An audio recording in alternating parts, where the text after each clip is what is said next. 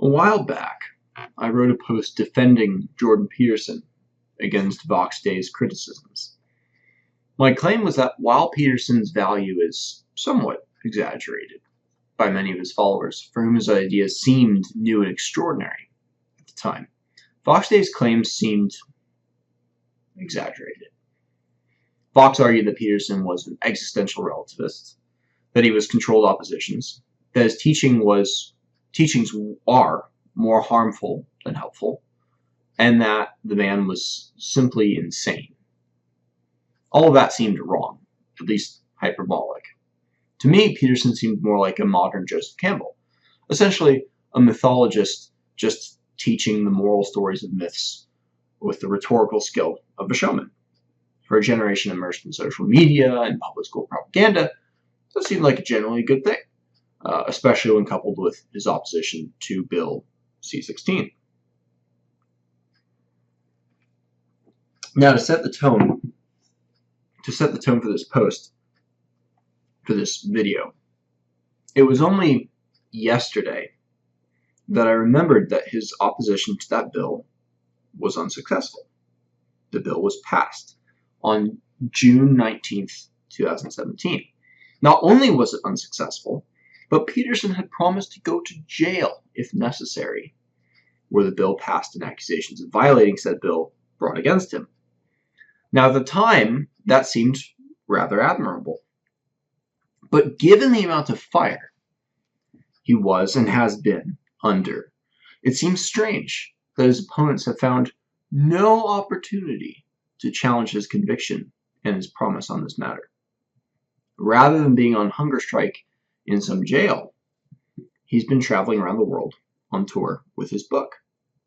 Now, I'm not saying that Peterson should actively be hunting out a jail term in order to be consistent, as that was not what he had promised.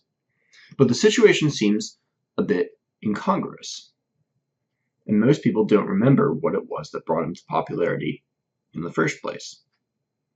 With the help of a little bit of recollection, however, I have come to believe that Vox Day was, in fact, right about Dr. Jordan Peterson.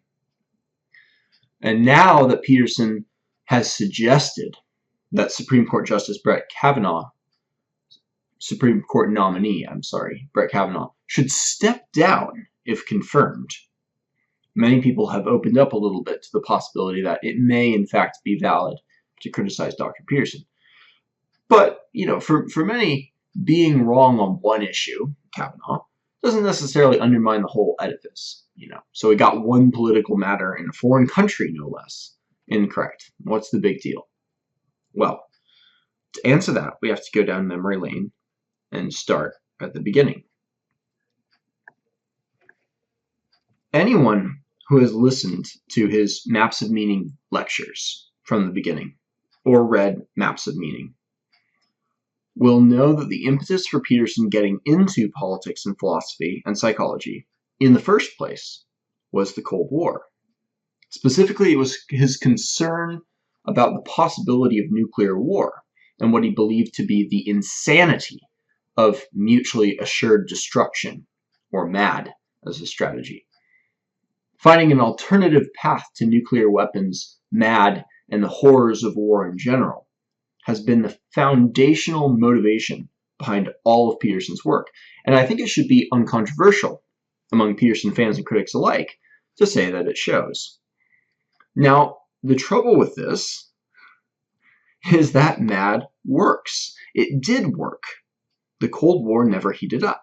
And although Peterson likes to cite a number of close calls in some of his talks, mutually assured destruction in principle is actually far older than nuclear weaponry. The entire philosophy of peace through mutual deterrence, through military deterrence, is essentially MAD without nukes. And while nuclear weaponry is extremely powerful, it's not nearly as apocalyptic as people often imagine. Most people don't know that over 2,000 nuclear weapons have been detonated in tests around the world in the last century. The world continues to turn. Now, taking this a bit further, one could reasonably argue that there is no viable strategy for preserving peace other than military deterrence. And in a nuclear age, that often involves possession of nuclear weapons, as well as the willingness to use them. You could put it into a formula. The ability to fight plus the willingness to fight equals a credible threat equals deterrence equals peace. Curiously, Peterson seems to understand this precept when it comes to the interpersonal world, as I have written about previously. This is a quote from his interview with Camille Paglia. He says, "I know how to stand up to a man who's unfairly trespassed against me, and the reason I know that is because the parameters for my resistance are quite well defined, which is we talk, we argue, we push, and then it becomes physical. And if we move beyond the boundaries of civil discourse, we know what the next step is." Moving a little bit forward in the interview.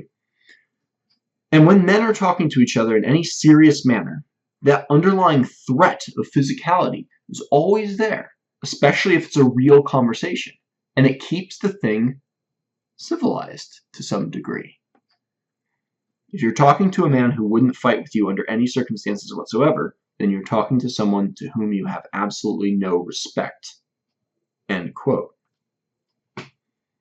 Peterson is wrong about mutually assured destruction and military deterrence for precisely the reason that he is right about violence latent in male interactions. What that means is that he is wrong about the motivation and heart behind everything he has done related to maps of meaning.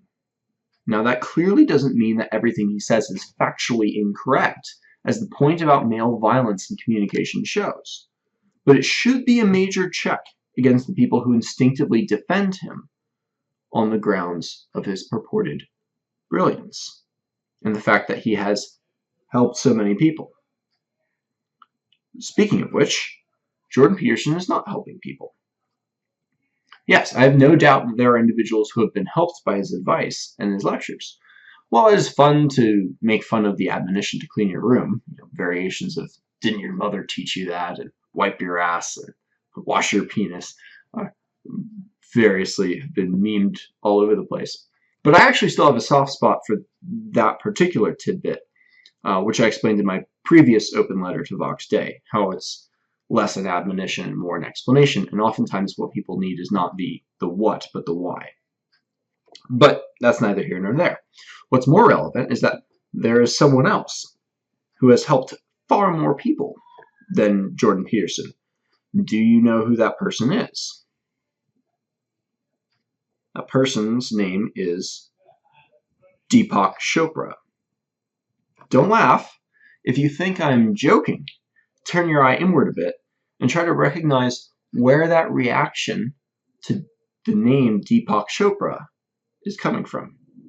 Chopra has written 80 books, translated into 43 languages, and has been in the public eye for decades.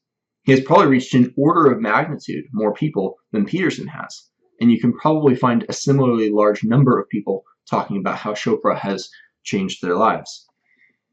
Why do we scoff at that? If you are like me, we scoff because we instinctively understand that Chopra telling them that they are the universe is not particularly profound and is not any more true than it is profound. The fact that these words helped turn their life around, helped them stop drinking or saved their marriage or whatever the case may be, we may feel happy for them, but at some level we are also likely to feel a little sorry for them. You know, it took you that to get out of your hole? The fact that thousands of people are claiming that Peterson's work has helped them personally is not evidence of the truth of his claims, or even of their more general helpfulness. It's just evidence of his charisma and his skill in speaking, and to some extent in reading people. It's not evidence against those things either. It's just not evidence really of anything other than those things: charisma, skill, so on. Now, what is objectively helpful to people is information, specifically correct information. Some of Peterson's psychology is valuable in this regard, but unfortunately most of what he talks about is not psychology, but a mixture of philosophy, politics, and theology. His philosophy is nothing particularly special. like a non-philosopher's blended introduction to Heidegger, Jung, and Campbell, with a little bit of Nietzsche thrown in there. His politics are simply bad if one's goals are to retain national sovereignty and distinct national identities. They are even bad if you simply want to take pride in your nation. And his theology is also wrong. And by the way, the links to my sources and justifications for these claims are in the post I'm reading from. So while his words may be inspiring or motivating or well put together in such a way that people are inclined to credit them with their own personal growth, these are all subjective and difficult metrics for determining whether someone's life has actually improved. Bad information, on the other hand, objectively, demonstrably, and consistently hurts people's lives. It reduces their ability to make correct decisions. Vox Day only took notice of Jordan Peterson initially because Peterson was wrong about the Jewish intelligence question. Peterson had claimed that Ashkenazi Jewish IQ was between 110 and 115. In reality, it's still very high, but closer to 103 to 105 on average. And you can look into the sources and the original data on where those numbers are coming from. But rather than doing that, and rather than correcting himself, Peterson subsequently doubled down and leveled some pretty nasty allegations at the people who refused to go there with him. But even if someone was helpful, more helpful than not, suppose someone was helpful 90% of the time, but it was helpful in a manner designed to lead you down a path that you did not want to go down. Does the greater amount of help outweigh the harm of the destination? Is the Pied Piper a net aid to the children because for the vast majority of the story, he is entertaining them with pleasant music? This, of course, sounds a little bit like an accusation because it is. Jordan Peterson is controlled opposition. Now, let me unpack that claim a little bit. Peterson has stated that his motivation and the fear that lies beneath all of his work is the danger of nuclear war. It is his own map of meaning, we could say, determining the direction he hopes to direct himself and to direct others, because nuclear war isn't a personal problem. It goes without saying that isn't the sort of thing you can fix by cleaning your room. But no one else gave him this mission. He isn't controlled in that way. So what do Vox and now I mean by controlled opposition? The direction he is going is useful to globalists because he is also a globalist. The solution that those fearful of nuclear war consistently return to is that of one global government. Another prominent example was Robert Heinlein. The fact that the rest of the globalists are pursuing the very power that the likes of Heinlein and Peterson hope to limit is irrelevant to their shared mission, which is the establishment of a single world government. Some wish to use that government to limit power somehow. Others wish to use it to attain power. While some elements of the far left go after Peterson for being broadly anti-revolutionary and insufficiently progressive, the vast majority of the corporate left has fully embraced him, along with other renegades of the intellectual dark web. As an aside, Joe Rogan recently said that no man should ever give himself a nickname. That's not your place to do. Well, the phrase intellectual dark web was coined by one of the Weinstein brothers. I believe it was Eric Weinstein. So take that as you will. For them, these intellectual dark webbers and their wealthy supporters, his message is less important than its effects. I have serious doubts that the millionaires and billionaires who run the New York Times, who run Amazon, who run Microsoft, and who run YouTube spend hundreds of hours reading or listening to Jordan Peterson. They just see him as a useful tool for promoting the kind of world in which they will continue to dominate, which is necessarily a global one.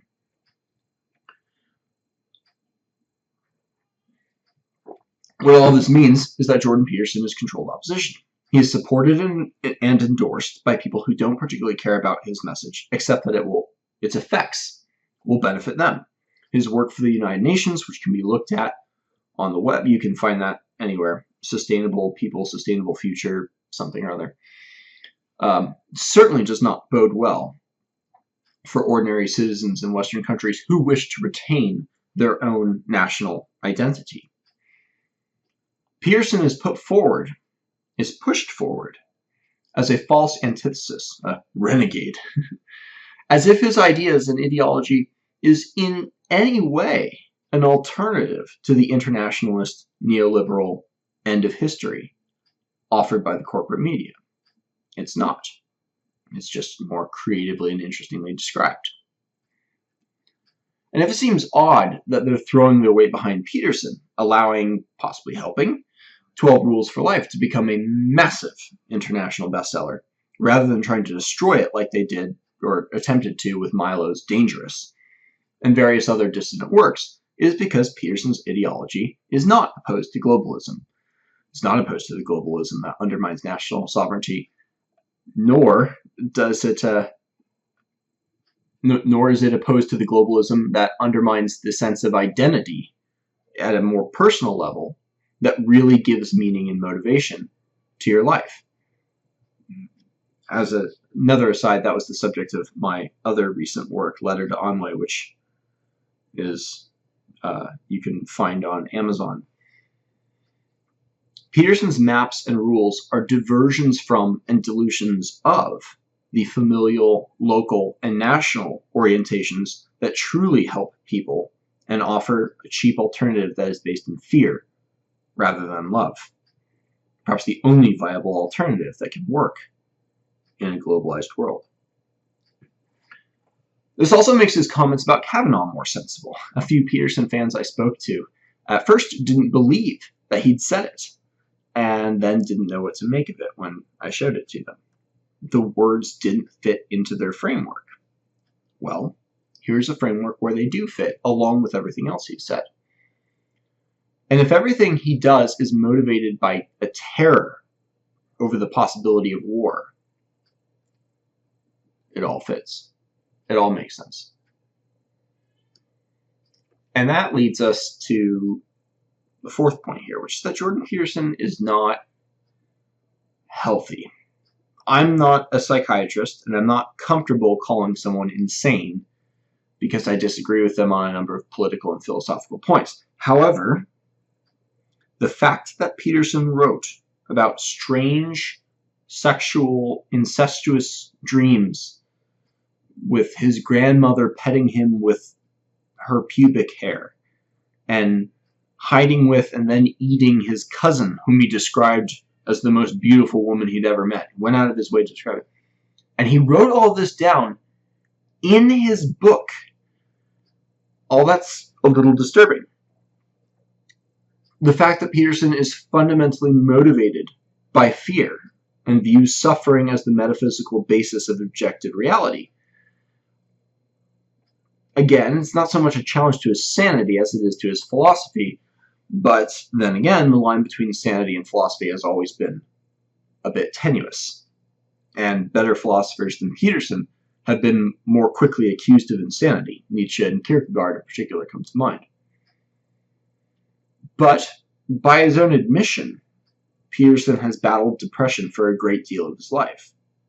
He describes, catastrophic symptoms if he deviates even slightly from his rather peculiar diet, which is meat and salt. He has said that he would regularly wake up in the morning with an overwhelming sense of doom. This is not normal.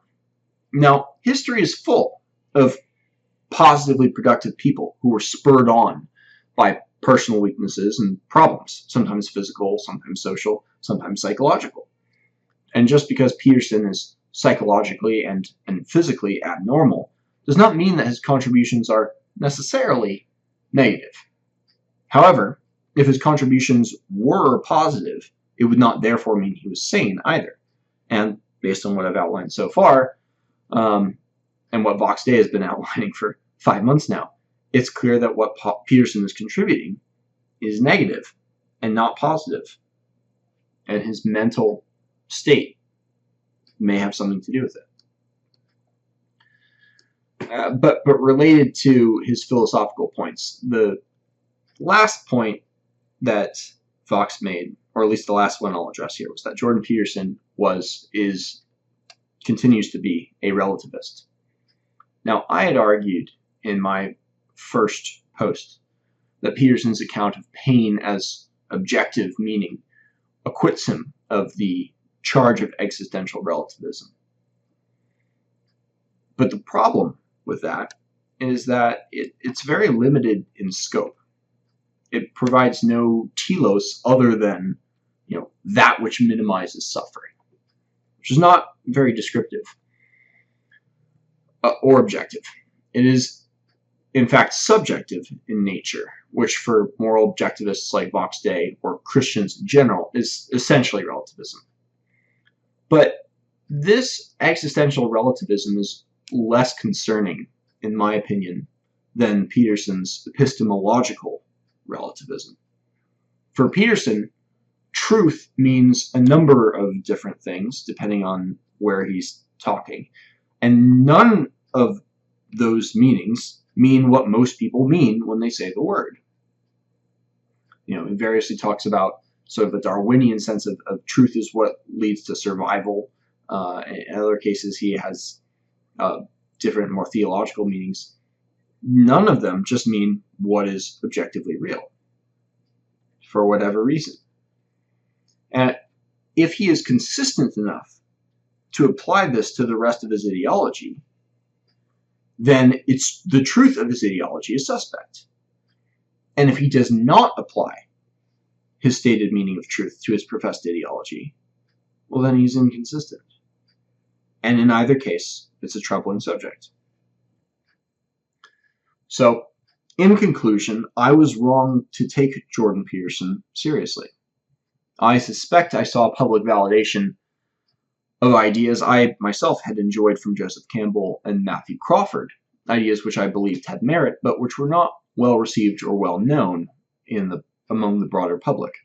And here was a champion who not only brought some of these ideas to the public in a way that reached millions, but did so on the back of a battle against the common enemy, which was the hard left. Now, the moral of the story from that, I think, is that just because someone is right about one thing, or even about many things, or even shares a common enemy, doesn't mean that they're on your side. What matters isn't where they are, but where they're going. And the best way to understand that is by understanding what motivates them, what they're trying to accomplish, not whether what they're saying happens to be useful to you in the moment or appears to be useful to you. It's also worth remembering the people who are right, whose predictions tend to be accurate, and whose desired end state is aligned with yours. It's how I discovered Styx Hexenhammer, 666, and it is one of the reasons I continue to follow Vox Day. Both are libertarian nationalists, more or less, and both called the 2016 election correctly for Trump when virtually everyone believed it was in the bag for Clinton, even other Trump supporters. Maybe, to bring it full circle, is basically just worth remembering, period, as opposed to forgetting, which a shockingly high number of people seem to find preferable.